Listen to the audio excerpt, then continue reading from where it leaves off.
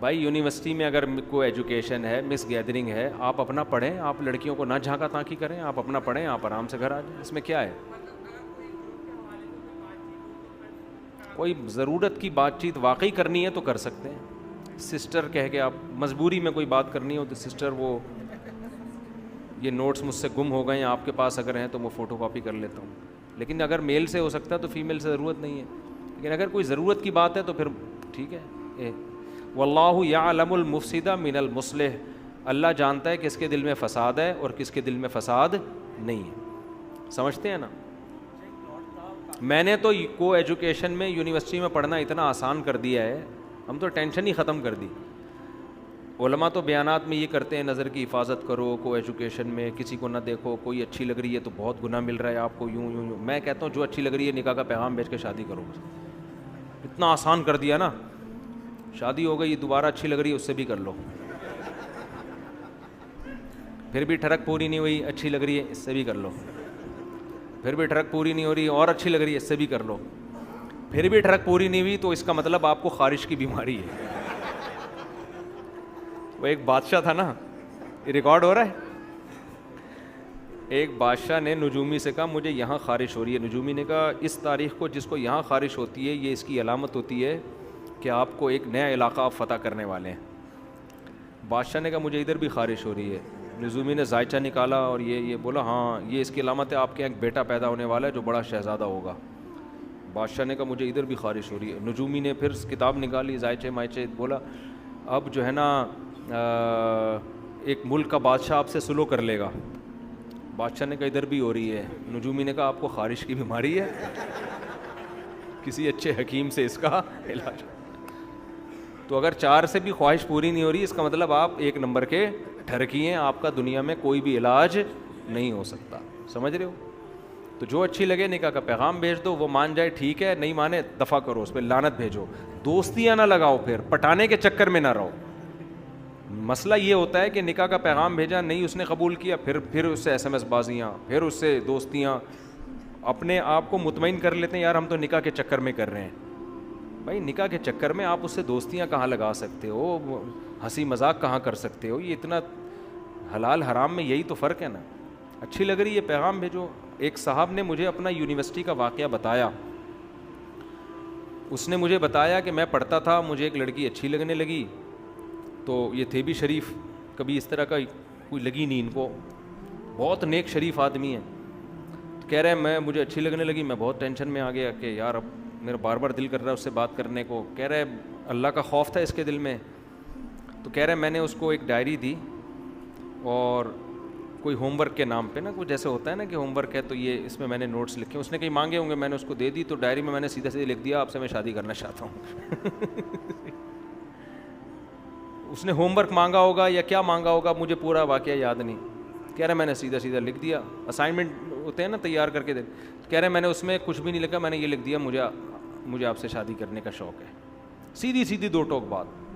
عزت دار آدمی کو 2 ٹوک بات سمجھ میں آتی ہے، 2 نمبر کو 2 نمبری ہی سمجھ میں آتی ہے، وہ خود 2 نمبر ہوتا۔ یہ لڑکی نے پڑھا تو اس کو تھوڑا سا غصہ آیا، اپنے گھر گئی، پھر اگلے دن مجھے خود اس نے بتایا، واپس آئی تو کہہ رہی، پھر اس نے بولا دیکھو اگر واقعی سیریس ہو شادی کرنے میں، کیونکہ لڑکے اس طرح پھنساتے ہیں، واقعی سیریس ہو تو میرے گھر اپنے والدین کو بھیج دو۔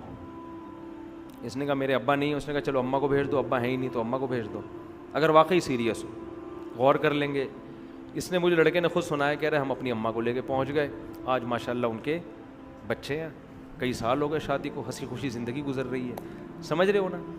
تو دوبارہ پسند آتی تو بھی ڈائری میں لکھ کے، لیکن ان کو پسند ہی نہیں آئی، وہ اتنی پسند تھی کہ وہ اس میں کہہ رہے میں اسی میں مطمئن ہو گیا، ہنسی خوشی زندگی گزر رہی ہے، کہہ رہے مجھے پہلی دفعہ میں پسند کی۔ ایسے ہر آدمی ایسا خوش قسمت ہوتا نہیں ہے، یہ ذہن میں رکھیں، کہیں آپ کو بھی پسند آئی، آپ نے ڈائری میں لکھ کے دے دیا، اگلا رشتہ داروں کو لے کے پہنچ جائیں، ایسا ام للانسان ما تمنا، قرآن کہتا ہے ہر تمنا والی چیز تمہیں زندگی میں نہیں، ہو سکتا ہے پورا بک اسٹال آپ ڈائریوں کا خالی کر دو، ایک بھی لفٹ نہ کرائے آپ، لیکن طریقہ یہی ہے۔ طریقہ کیا ہے؟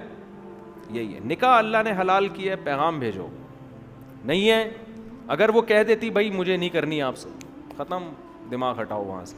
یہ جو عشق کے جذبات کہتے ہیں نا ختم نہیں ہو رہے, یہ اس لیے ختم نہیں ہوتے آپ ختم کرنا چاہتے نہیں ہو. چاہو تو ختم ہو جاتا ہے. آپ دماغ نہ اس کا کبھی دماغ میں جان کا تصور لاؤ, نہ اس کا نمبر رکھو, کوئی رسپانس نہیں, تو ختم ہو جائے گا تھوڑے دنوں میں. سمجھتے ہو؟ تو یہ بہترین حل ہے, اس سے فتنے سے بچو گے. حلال پہ آ جاؤ تو حرام سے بچ جاؤ گے. آپ کو تو بہت آفریں آتی ہوں گی.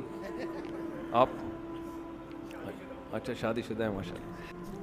مفتی صاحب آپ کے دانت بہت صاف ہوتے ہیں, آپ خود بھی بتا رہے ہوتے ہیں, آپ کیا استعمال کرتے ہیں ہمیں بھی بتا دیں, نوازش ہوگی.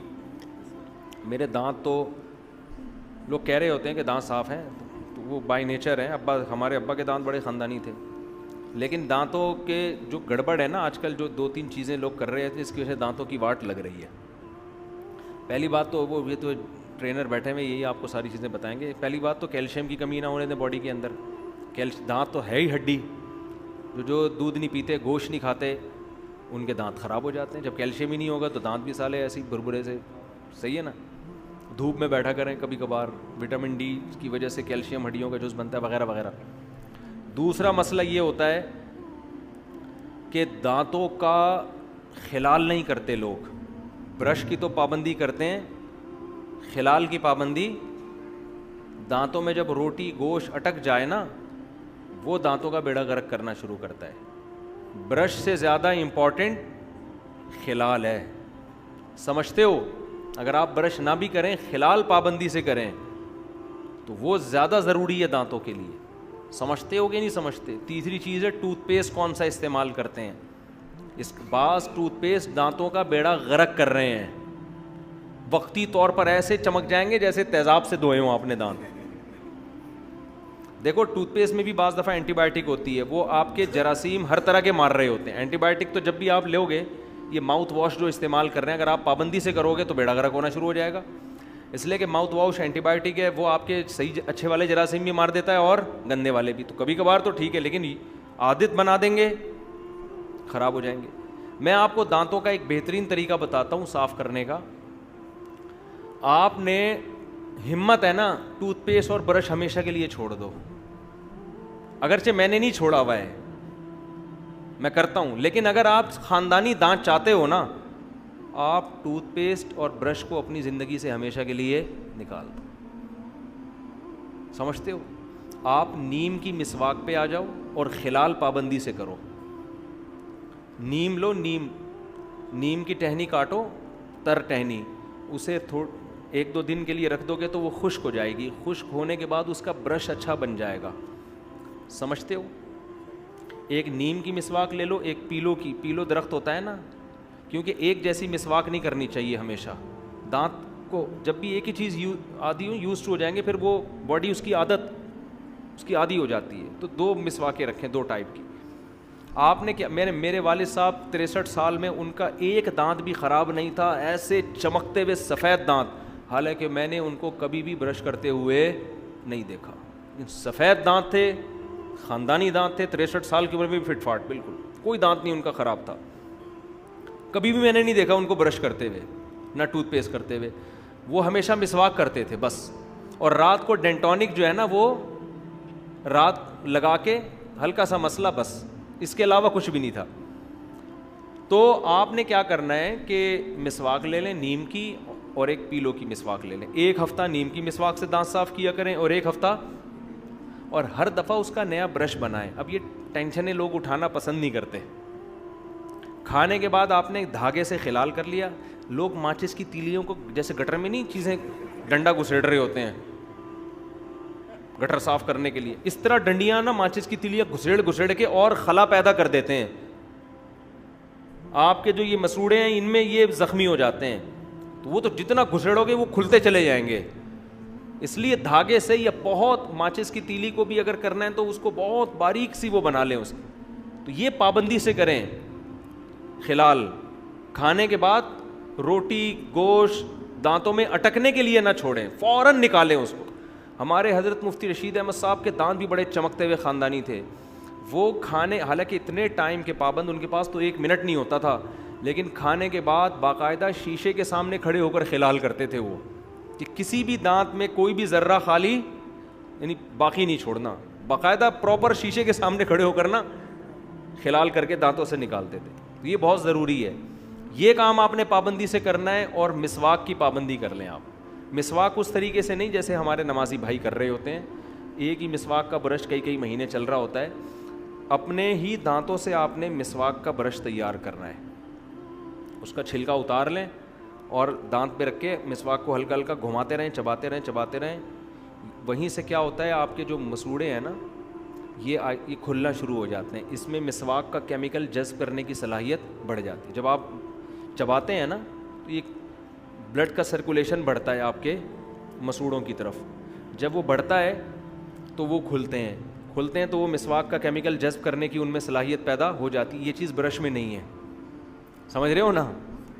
تو پھر جب آپ مسواک کرتے ہیں اس کا کیمیکل جاتا ہے اندر, اور وہ خالص آرگینک کیمیکل ہے, وہ انسانوں کا بنا ہوا کیمیکل, اس کے کوئی سائڈ افیکٹ نہیں ہے. آج جو ٹوتھ پیسٹ آپ استعمال کر رہے ہیں, کل ہو سکتا ہے میڈیکل سائنس تبدیل ہو جائے, بولے بھائی یہ نقصان ہے اس کا, یہ سائڈ افیکٹ. سمجھ رہے ہو نا. کتنے ٹوتھ پیسٹ ایسے تھے ڈاکٹروں نے استعمال کروا کے وہ رجوع کر لیا. میں منہ سے نام بھی لے لوں لیکن وہ کمپنیاں پھر میرے کو بولیں گے تو ہمارے بیڑا غرق کر رہا ہے.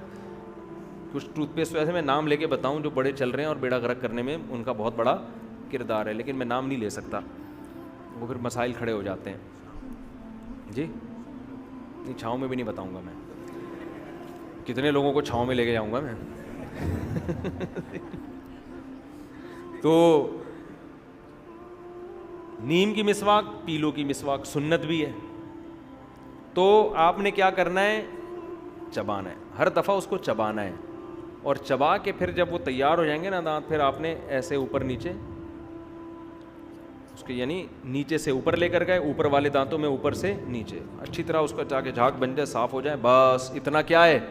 اس کو زبان پہ بھی ملے. حدیث میں آتا ہے نبی صلی اللہ علیہ وسلم حلق تک مسواک لے کے جاتے تھے, رگڑتے تھے اندر. منہ بھی صاف کرنا ہوتا ہے نا, یہ بھی زبان میں بھی جم جاتی ہے چیزیں. ہر طرح سے آپ یہ کام آپ اگر 5 نمازوں میں کر لیں تو نور للا نور, ورنہ کم سے کم 2 ٹائم تو کریں, سونے سے پہلے اور صبح ناشتے کے بعد. ناشتے سے پہلے کر لیں تو اور اچھا ہے, لیکن ناشتے کے بعد لازمی کریں, کیونکہ جتنا چپڑا ناشتہ ہوتا ہے نا, کیونکہ اس میں تو ہم آئلی چیزیں کھاتے ہیں اور چپڑی ڈبل روٹی ہیں, وہ سب پھنس رہی ہوتی ہیں دانتوں میں جا کے. اس میں زیادہ تر ایسی چیزیں کھائی جاتی ہیں ناشتے میں جو دانتوں کے اندر گھستی ہیں زیادہ, تو وہ چیزیں تو یہ آپ کھائیں تو یہ بہت. جوس جب آپ نے میٹھا کوئی چیز پینی ہے تو اسٹرا سے پی لیا کریں جوس, تاکہ وہ میٹھا دانتوں میں نہ لگے. لگتا ہے تو مسواک کر لیں. تو نبی صلی اللہ علیہ وسلم تو رات سونے سے پہلے بھی مسواک کرتے تھے, صبح اٹھتے ہی مسواک کرتے تھے, ہر نماز میں الگ مسواک. تو اس لیے میں ایک بات آپ سے کہتا ہوں نا کہ شریعت میں دانت صاف کرنے کا حکم نہیں ہے, دانتوں کو 24 گھنٹے صاف رکھنے کا حکم ہے. کرنا بہت آسان ہے, وہ تو 6 مہینے بعد بھی آپ کر لو تو صاف ہو جائیں گے, ٹھیک ہے نا. مسئلہ ہے دانتوں کو صاف رکھنا, سمجھتے ہو. لیکن اب آپ یہ عمل شروع کریں گے تو ہو سکتا ہے اتنا فائدہ نہ ہو, کیونکہ دانتوں پہ آپ کی چٹانیں اور بڑی بڑی کائیاں جم چکی ہوں گی, اب وہ مسواک سے نکلنے والی نہیں ہے. میرے ساتھ بھی ایسا ہوا ہے, میرے دانتوں کے پیچھے ایسی وہ چیزیں جم گئی تھیں, مجھے پتہ ہی نہیں تھا, پھر وہ ڈینٹسٹ سے نکلوائی ہم نے, تو پھر وہ مسواک سے نہیں ہوتی. اندر کا حصہ ہم صاف تو کرتے تھے لیکن وہ الگ طریقے سے, اس سے وہ پھر زیادہ صفائی ہو نہیں پا رہی تھی. تو اگر کوئی ایسی چیزیں چٹانیں جم گئی ہیں نا, تو وہ پھر ڈینٹسٹ سے جو صفائی کروا لیں ایک دفعہ, وہ ایسی چیزیں نکلیں گی آپ خود حیران ہو گے, آپ سمجھو کہ دانت نکل رہے ہیں اندر سے, حالانکہ وہ دانت نہیں ہوں گے, وہ میل جم کے پتھر کی شکل میں چٹانیں بن گیا ہوگا. تو ایک دفعہ کسی ماہر ڈینٹسٹ سے طبیعت سے دانت صاف کروا لیں, اس کے بعد پھر یہ والا طریقہ اختیار کریں, ٹوتھ پیسٹ اور برش کو رکھیں سائڈ پہ, ہر کھانے کے بعد خلال کر لیا, اور 1 ہفتہ نیم کی مسواک, 1 ہفتہ, اور ہر دفعہ نیا برش بنانا ہے. ٹینشن تو ہوگی لیکن دانتوں کے مسائل آپ کے انشاءاللہ قیامت تک کے لیے حل ہو جائیں گے, ورنہ آج دانت بھی لوگوں کے ہر تھوڑے دن بعد گر رہے ہوتے ہیں.